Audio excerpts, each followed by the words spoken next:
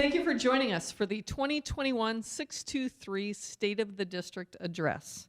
My name is Jenny Lake, and it's absolutely a privilege to serve as new superintendent of Roseville Area Schools. Previous to my current leadership role, I've also served the district as teacher, coach, activities director, principal, assistant superintendent, and as I shared at the workshop kickoff event, I'm most proud of my role in the district as parent.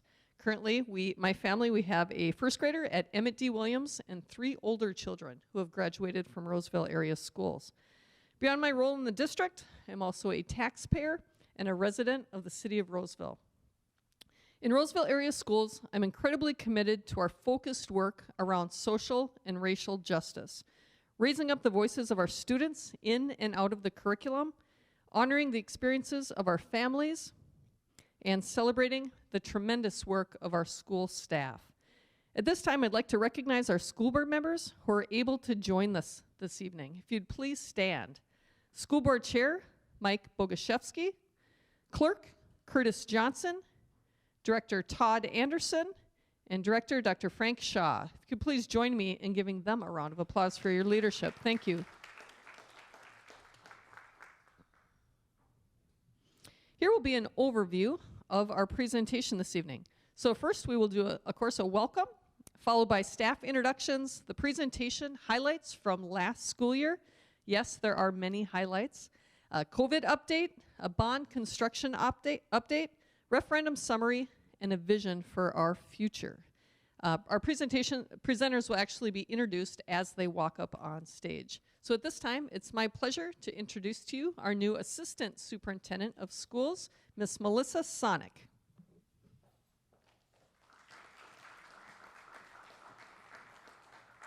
Thank you, Dr. Lake. So I have to say, when I was pulling into Rams this evening, I drove past the fields and there was this thunderous applause, and I was like, wow, like what a warm welcome. And it turns out the soccer team was playing and somebody has scored that actually wasn't for me.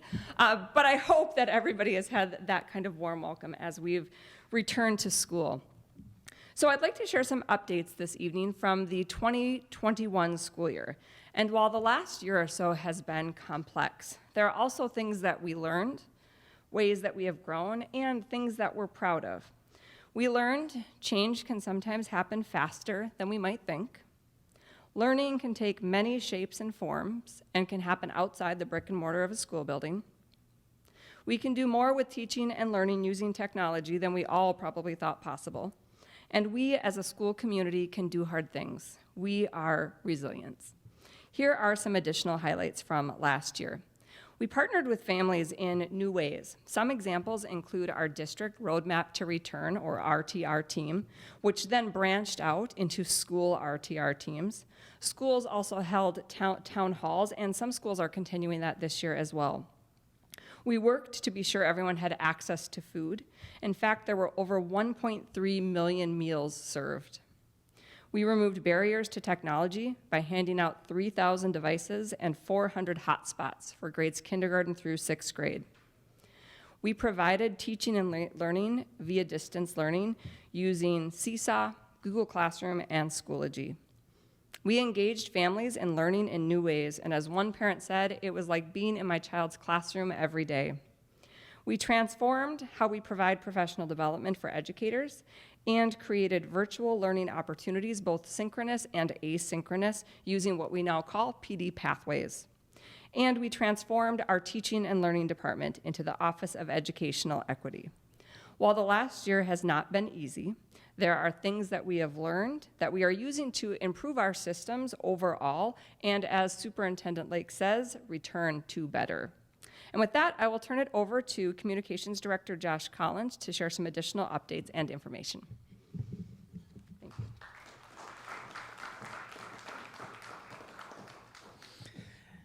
Thank you, Melissa. Good evening. I'm very excited to give you all an update on the construction and building projects that have been underway since the community very generously supported our 2017 building bond referendum. And I silly did not bring an iPad, much like Melissa did, so I'm going to gaze up fondly to my left and see what is on the screen. So as, of course, we're also sharing with you that we have returned to school in another year of COVID, and we are prepared. We have learned a great deal. As you have heard that we are promoting vaccinations. We are making sure that everyone in the community is very aware of opportunities to receive a vaccine.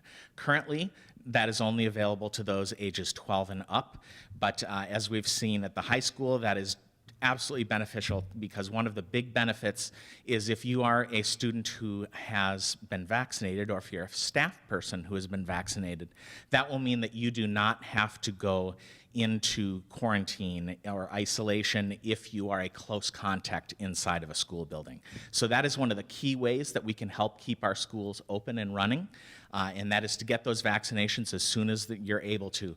And we, of course, are all eager for the news of when those under the age of 12 will be eligible to receive them. We continue to do a number of mitigation factors in place. We are maintaining social distance whenever possible.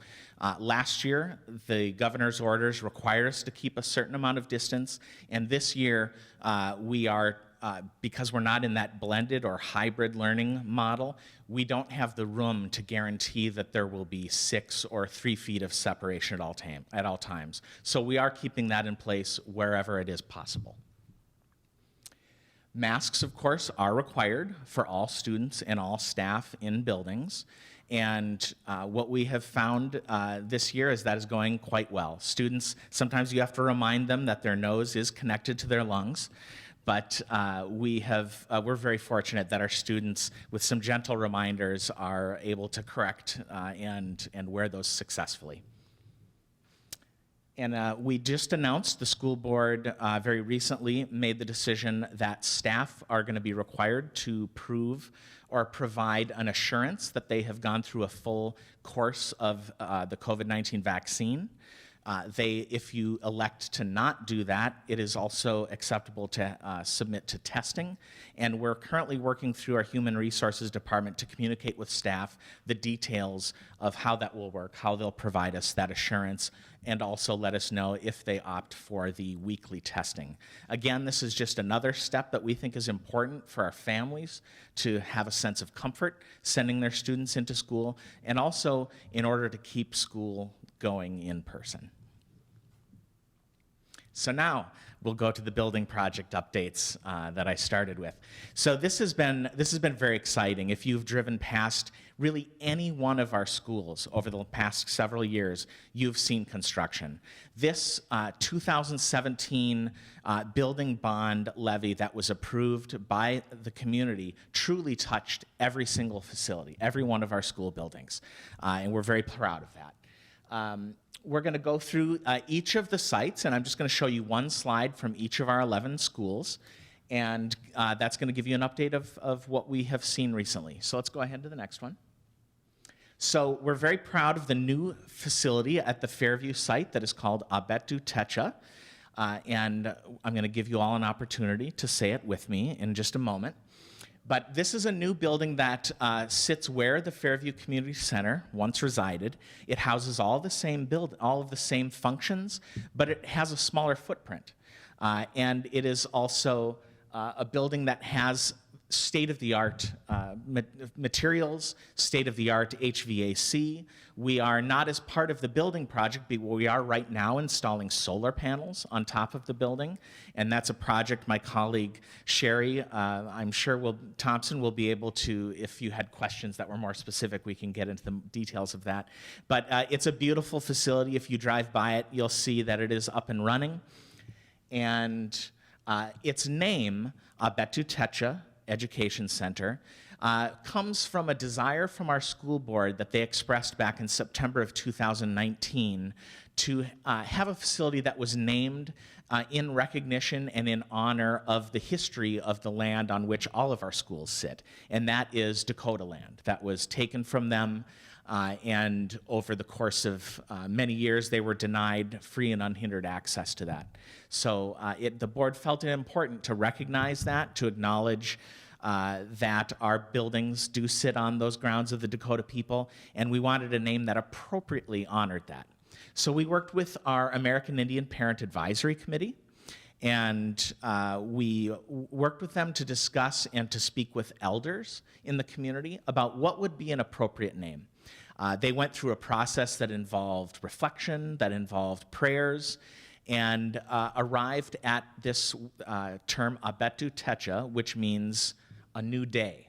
So it is a hopeful site. This is a building that serves members of the community of all ages, from our earliest early learners to our seniors who come for our senior programs. So it's a lovely site, and we'll go through trying to say it here. It is Abet Ute Techa. Abet Ute Techa. Can you all join me? Abet Ute Techa. Very good. Thank you. These are some photos that are just hot off the press. We took these just today. You can see we have furniture and places for students, for community members to sit. Going across the top, the middle photo is from our adult learning center, so adult basic education, adult diploma is up in that space. On the far right, you can see the newly constructed pool. Just beneath that is a new gymnasium. In the middle, on the lower row there, is the playground, which I believe opened today. And when I happened to be there, it was bustling with excitement. So this is something people have been watching, youngsters have been watching, and parents, and we're very glad that people are able to finally use that. And then the bottom left photo is the entrance. We're going to be holding a celebration on October 5th. Is that right, Karen? Thank you. October 5th. We have information on our website that you can look there.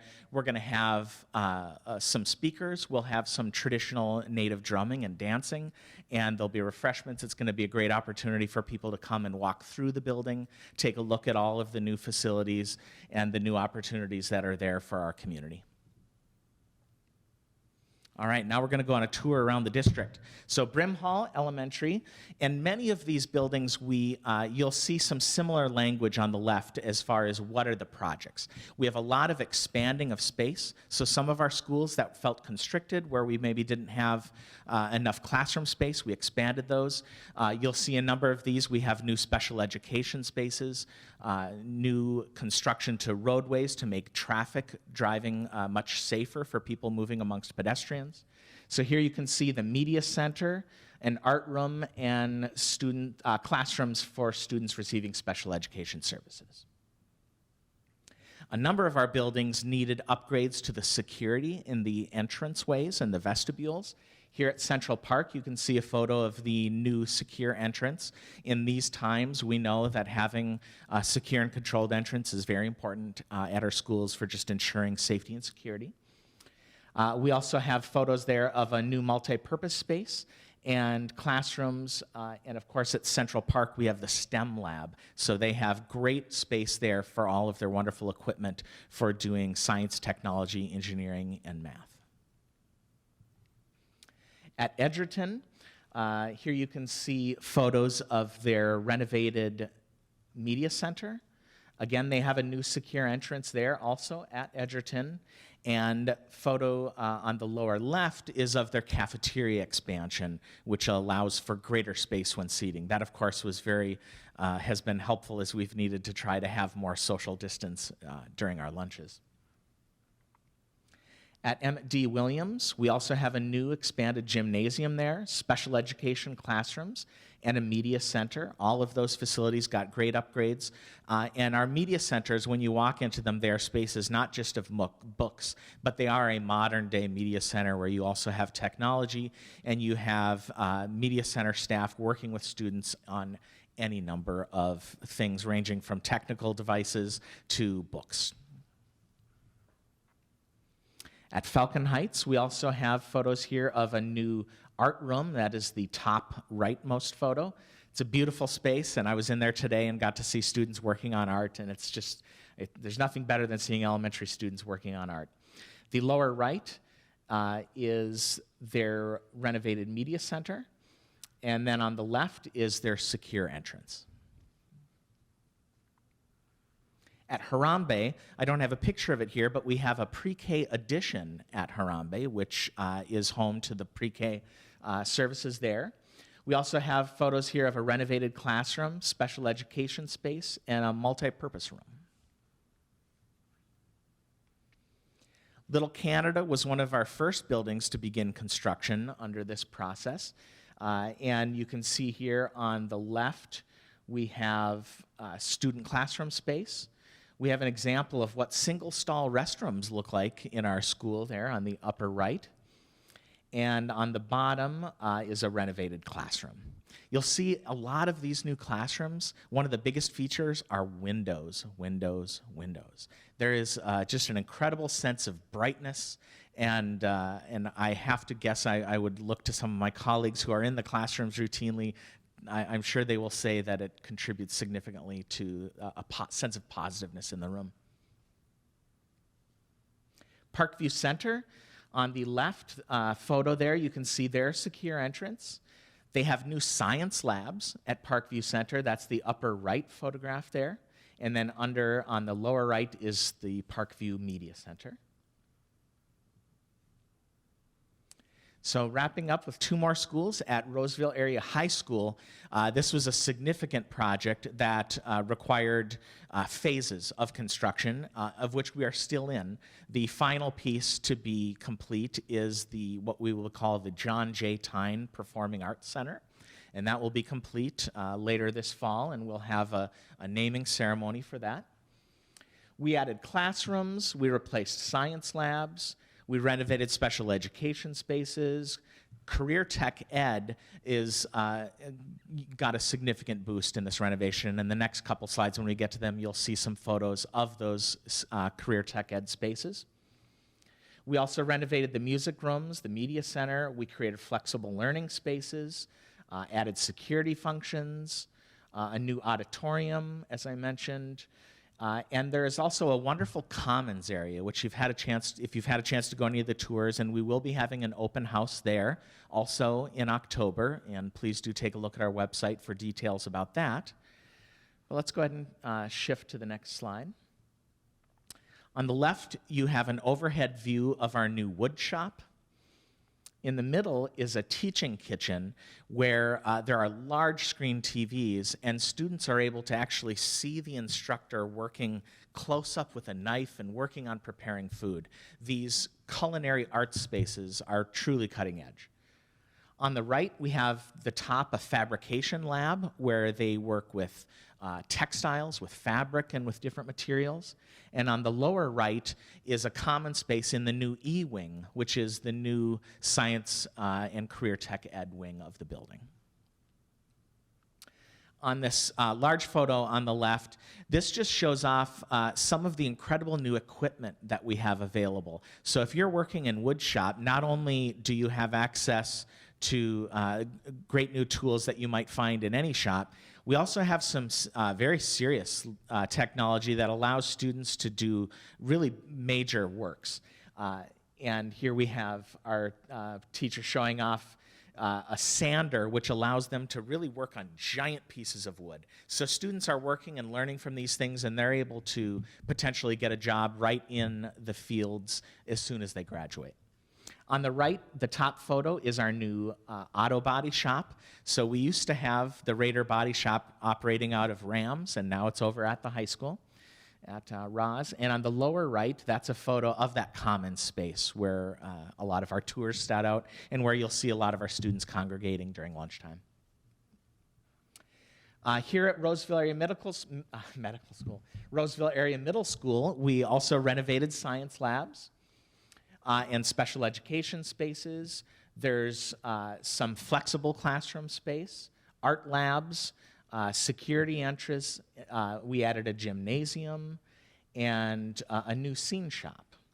So improvements to some of the fields as well. Here you can see on the left a renovated science lab. On the upper right, a new gym and special education teaching spaces on the middle. So that's the end of my tour around the district. Thank you for, and if you do have questions on this or any other topic, you're welcome to email communications@isd623.org. Thank you.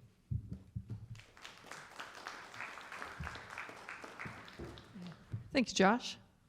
At this time, I'd like to provide an overview of the district's need to renew and increase our current operating levy. I'll begin by again thanking our community for passing the 2017 bond referendum. As you just saw in the presentation, these funds were put to very good use, and our students are already seeing the benefits of our new facilities.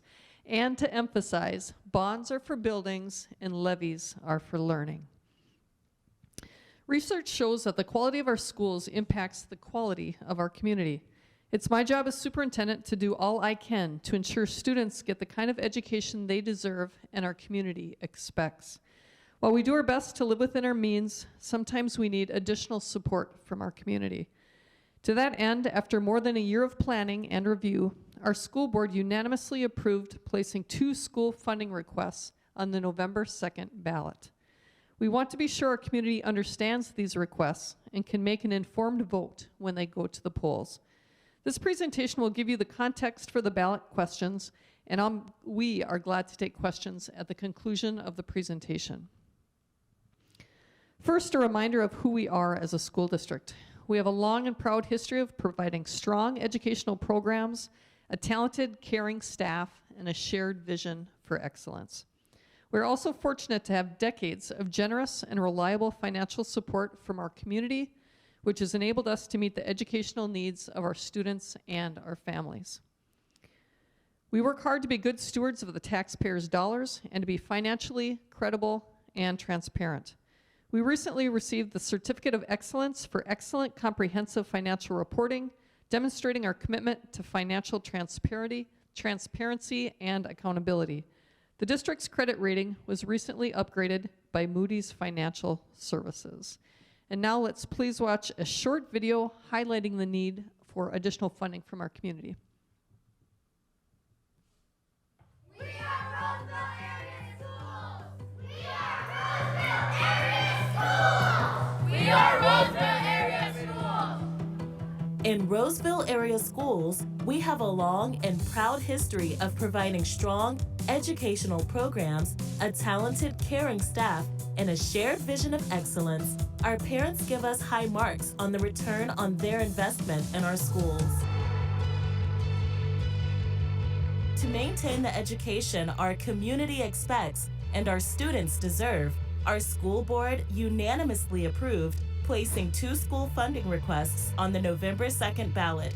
Question 1 would renew our existing operating levy before it expires with no tax increase to residents. This renewal would lessen but not eliminate major cuts in the future, and it would not allow us to address key areas identified by our community that impact our students. After a year of planning and review, the school board determined that renewing the levy alone was not enough. Question 2 would increase our levy for the first time in 15 years. With a net tax increase of $22 per month for the average homeowner, the additional revenue would fund key areas such as lowering class sizes, investing in student mental health, maintaining academic programs, expanding career pathways to better prepare students for various careers after graduation, and helping maintain our overall financial stability.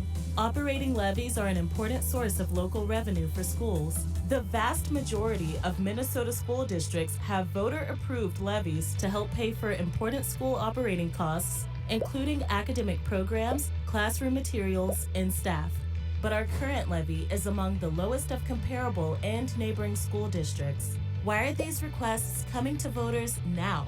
There are multiple reasons. State funding has not kept pace with inflation for nearly 20 years. Critical special education programs cost us nearly $10 million more each year than we receive from the state and federal governments. And we've already cut more than $8 million from our budget in the past 8 years. If these levy requests fail, there would be significant cuts across the district. Staff would be cut at all levels, academic and support programs would be cut, and fees would increase. The district's financial health would also take a big hit, leaving it exposed in case of any emergency.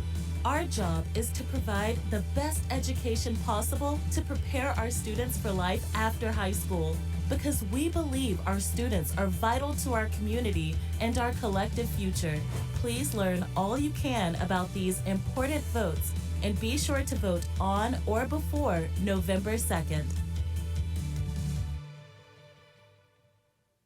Thank you for joining me in that video. You'll hear some of the messages again from me, and I think that's okay.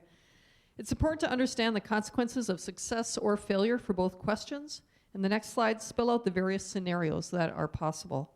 As shown here, passage of question 1 would help lessen major cuts, but we would not be able to address any critical needs, and in fact, ongoing cuts would be needed. If question 1 fails, we would face significant cuts in several areas and take quite a hit on our financial health. If question 2 also passes, we would have funds available to address some critical needs such as class sizes, various student supports, and academic programs. These are areas our community has identified as a priority in our schools. It would also strengthen our financial stability. This slide outlines what will take place if question 2 fails and no additional revenue is provided. There would be staff and program cuts in a range of areas. We would have to increase our fees, and our financial health would suffer as we would continue to make budget cuts. In summary, we have 2 ballot requests, one to renew the levy and a second to increase that levy. Question 2 is contingent on question 1, so can only pass if voters first approve question 1. If both questions are approved, we would again be able to support and enhance students' classroom experiences and provide more financial stability for our school district. Again, the items listed here were all identified as priorities by our school district and our community. And if either or both requests fail, we will have continued cuts and not be able to address these priorities. Finally, our school board unanimously approved bringing these requests to our voters because they and I believe that our students are a vital part of our community and our students are our future. We have prepared voter information materials that are available on the website, and we'll also continue to add to our referendum website, which you can refer to at your leisure. We're happy to answer all questions at the conclusion of this presentation.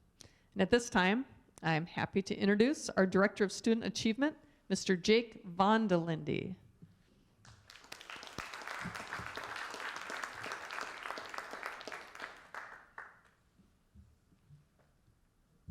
Thank you, Dr. Lake. My name is Jake Vondelindy, and I am the Director of Student Achievement in the Office of Educational Equity.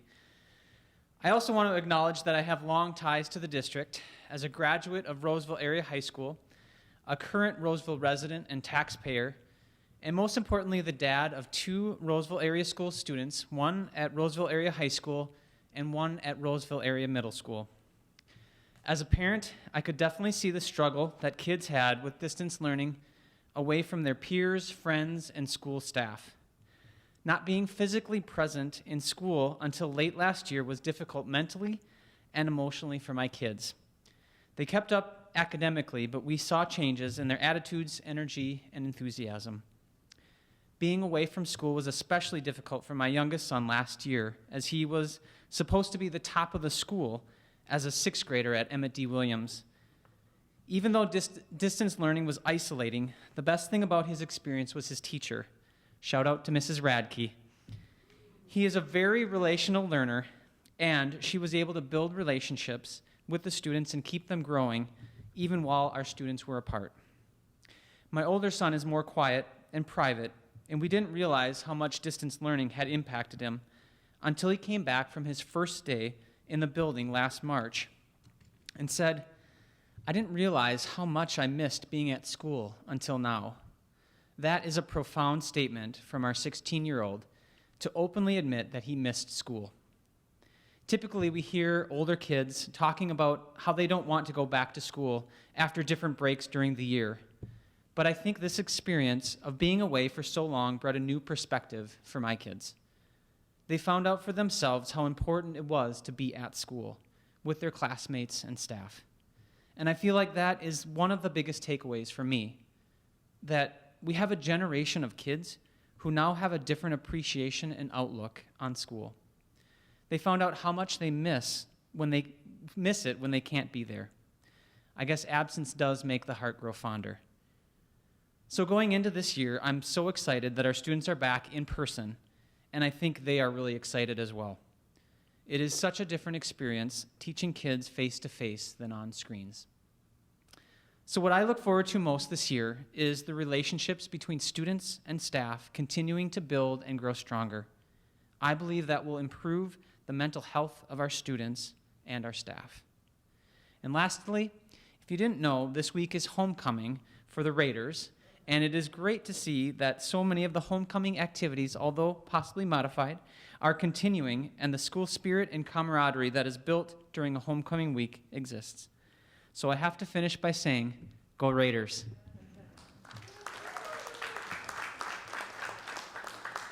And I am proud to introduce Dr. Jen Wilson and Ms. Jovita Hernandez from Abet Ute Williams.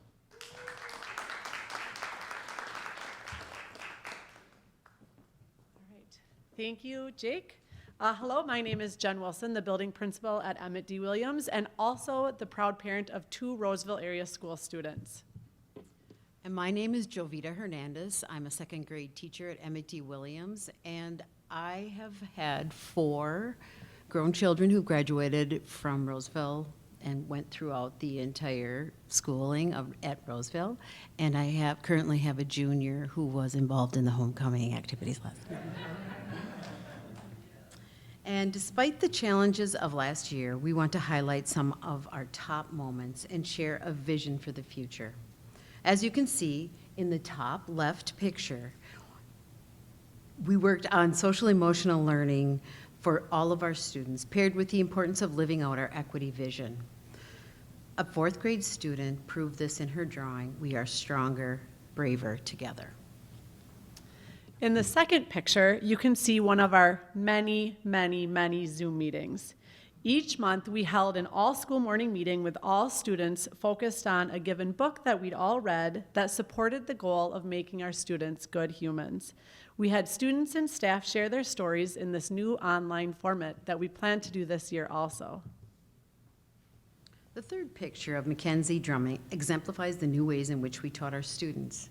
We got them outside as much as possible and engaged in moving. It was frequent that our music and PE teachers would be outside delivering their lessons. The fourth picture, outlined in orange, is one of our students that received special education services. We truly appreciated the district priority of having our students that receive special education able to be in-person learning as much as possible. Our fifth picture shows the true community and school spirit of EDW. About 50 of us dressed up as superheroes, Captain Underpants, during Teacher Appreciation Week. Making sure we enjoyed ourselves with our colleagues was an important way for our staff to collaborate and make it through the school year. We're hoping that this year, during Teacher Appreciation Week, the administration will dress up as Captain Underpants. All right, now we will talk about our vision for this school year. Our focus will continue to be on the equity work and ensuring all students and families feel valued as part of our community. This is evidenced in one of our fourth grade drawings again. The book in the middle is one of many that will showcase to ensure absent narratives and respond in culturally relevant ways to our students. The theme at EDW this year is a map into the world with the following quote that serves as a goal for all of us: seeking beauty and connection in a busy world. A Map into the World is a book by Kau Kaliali, a local Minnesota author. The upper right picture shows one of our kindergarten classes in circle. It's our priority to have student voice shared throughout these circles, and they're part of our daily schedule. On the bottom left is an outside view of our new art room and shows the high levels of student engagement, a goal in each of our classrooms. We will continue family partnerships and have flexibility with how we meet with our families, either in person or virtually. At our upcoming conferences, we're giving the families the choice to choose if they'd prefer to come in or meet on Zoom. Finally, we will continue our traditions of school spirit and pride and hopefully win the district's spirit contest again this year. We have started the school year fully in person, and the hustle of the year has taken hold. We've built relationships and strengthened learning. Our vision for the year, as Jovita mentioned, was to seek beauty and connection in our busy world. Thank you.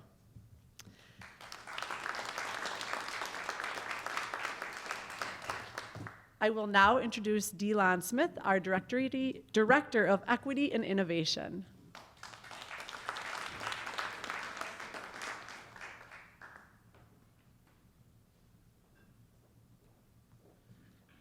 All right, thank you, Dr. Wilson and Ms. Jovita, and shout out to EDW. Some beautiful things happening there. So I come to, once again, my name is Delon Smith, the Director of Equity and Innovation in the Office of Educational Equity. You've heard from my colleague already, Jake Vondelindy. He is also a director in the Office of Educational Equity. And we have been, as you know, we have gone through this novel pandemic, coronavirus, but we were already living with another pandemic of racism. And we have been toiling over how do we respond and be there for our families and our students.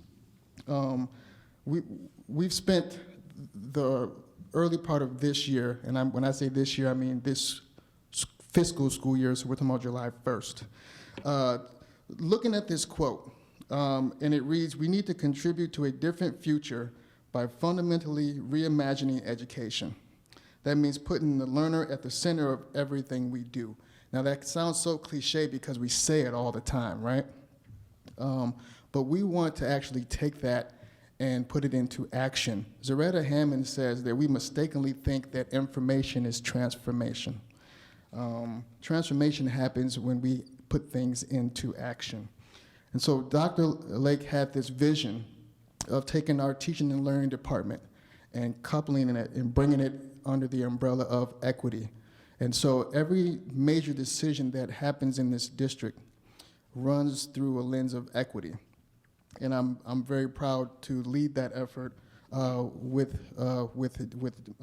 my director, Jake Vondelindy.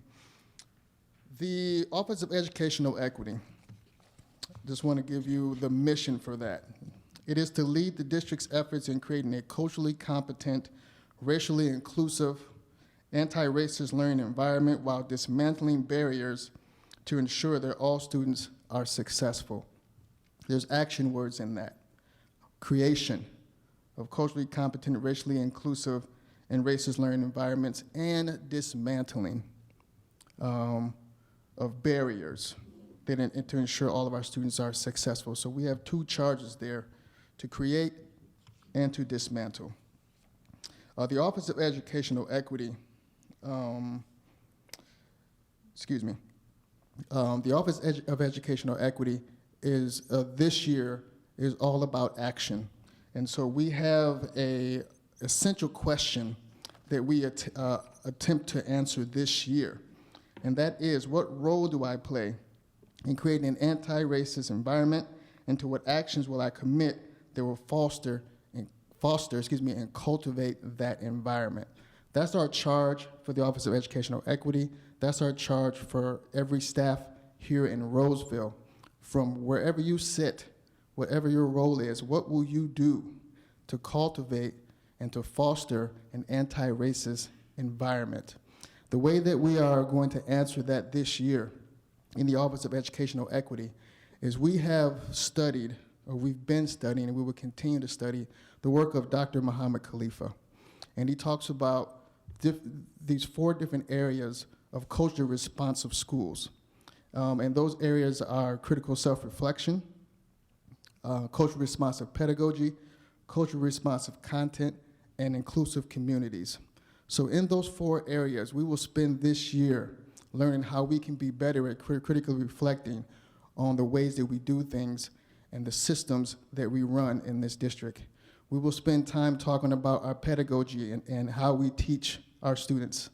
We will spend time talking about our content and what we teach, and we will spend time talking about how we can be a close-knit, inclusive community.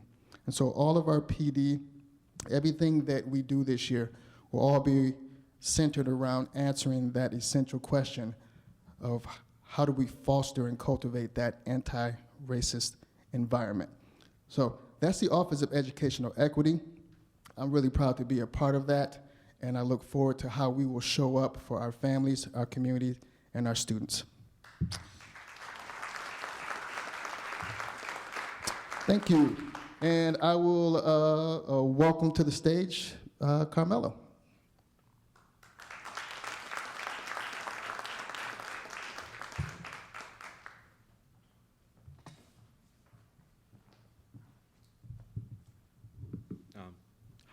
Hi. My name is Carmelo Williams. I'm a current Roseville Area High School junior. This year, I'm hoping that everything goes well, keep doing in-person learning. Currently staying at a 3.5 GPA. So I have 2 more years left until, well, actually 1 more year, until I am almost to that next step in life. Knowing that I have the support of my family or friends and also my teachers, I would like to really build on more communication, more bonds with other students and teachers. Personally, during my 9th and 10th year, I haven't even got to interact with teachers and other students. So this year and the next, I would like to really speak and talk to other students and teachers. Also, I'm a current Abet student, been there since 7th grade. Great program. Also, after-school activities include African American leaders. So many nice programs here. Debate, speech is amazing. Also, I've attended Edgerton Elementary School. Ms. Sonic was my previous teacher. Best. Roseville Area Middle School here, and then currently Area High School. And now to pass off to Hayden.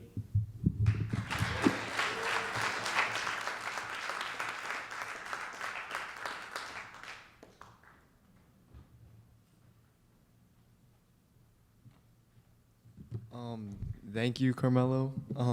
Hello, everyone. My name is Hayden Hag, and I'm a senior at Roseville Area High School. My dream is to be an architect. I've had this dream since the 4th grade. With encouragement from parents, guidance from my school counselor, and taking advantage of the Raider Career Pathways program, I've made the important connections in the architectural and construction industry. These relationships helped me land a full-time paid internship this summer at M.A. Mortensen, a Fortune 500 company. Oh, thank you. Thanks. Let me tell you a little bit more about how the Raider Career Pathways program has benefited me. First and foremost, by providing a curriculum that helps me compete with peers from limited spots in a collegiate architecture programs, I have taken Architectural Draft and Design 1 and 2, Woodworking, and Exploring Engineering. Second, I participate in the ACE Mentor program at Ross, which is led by Mr. Wilson, who has been an incredible role model, and I have the honor of TAing for this semester. Through ACE, thank you. Through ACE, I work closely on projects with industry professionals in architecture, construction, and engineering. It is through my involvement in ACE that I received my internship. I spent my summer shadowing project engineers, field engineers, safety compliance managers, and estimators. My office this summer had no walls. I was on site for a multi-million-dollar project to replace the wall panels at US Bank Stadium. I conducted safety checks on a new addition at the Mung College Prep Academy. I learned the procedures involved for asbestos abatement at the U of M Mechanical Engineering building, and I became Pro-Core certified at the Historical Society project at Fort Snelling. Thank you again. I cannot speak enough good things about the career-centric opportunities Ross has provided. They have set me up for success. With that said, I've already received early acceptance in the NDSU for next fall. Thank you guys, and may I introduce Ethan.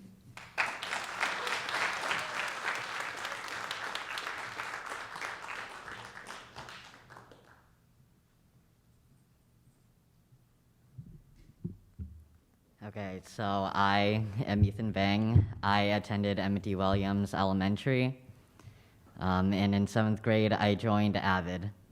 Now, last Friday, I was asked by my star teacher to speak at this event, and I didn't really know why she chose me, and because I am a horrible wreck when it comes to talking in front of crowds. And because of that, I said yes, and I don't know why. And so I decided to take a risk and do this, which also leads into something that I want to do this school year. So I have social anxiety, which means I have an intense fear of being watched and judged by others, which I think started when I was in 5th grade. I was in the split class, and most of the kids there were well behaved, and so I was praised a lot. What that ended up doing for me was made me more insecure about myself and made me not want to make mistakes.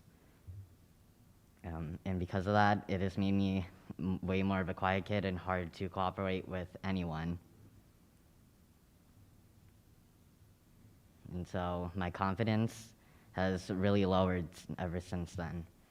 But ever since, so from last Christmas, my sister gave me this book called Dear Evan Hansen, and I really feel like I connected with it because the main character, Evan, also had social anxiety, and I think it was just really good for me to find a character who was like me in a way that didn't really have to do with race or anything like that.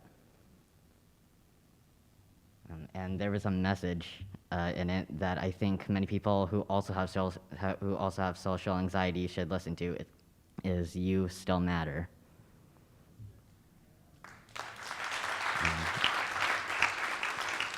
And I think a common goal for a bunch of students, especially for me, is to get A's and B's. However, some people don't succeed in doing this and just give up because sometimes when they're given work, they say it's too much and don't care about doing it. Something that I found that most people struggle with is just getting motivation to finish the work, even if they've already started. And one of the biggest culprits of this is getting stuck on an assignment.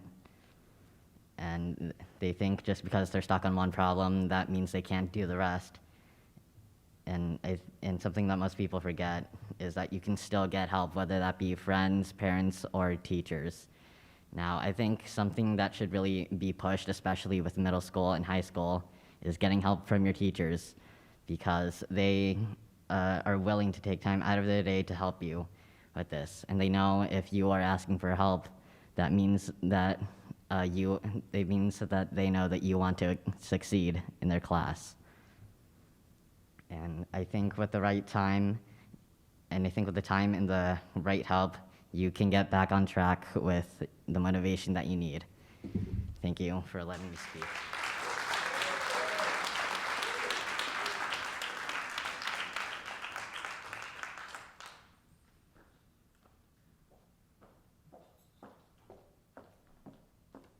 All right, join me again in just thanking our student speakers.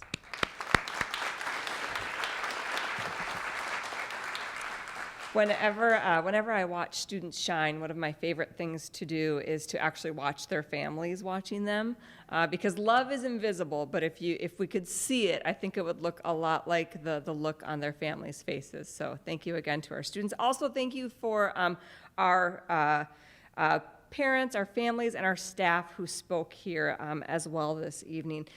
Thank you to everyone for joining us, those who are at home viewing and those who are here in person. At this time, we are going to transition to questions. And so those who are viewing online may send their questions to the district at communications@isd623.org, and we will get back to you. For those in person, if you have a question, we invite you to come to one of the microphones in the room. And again, thank you to everyone for attending tonight, both in person and virtually.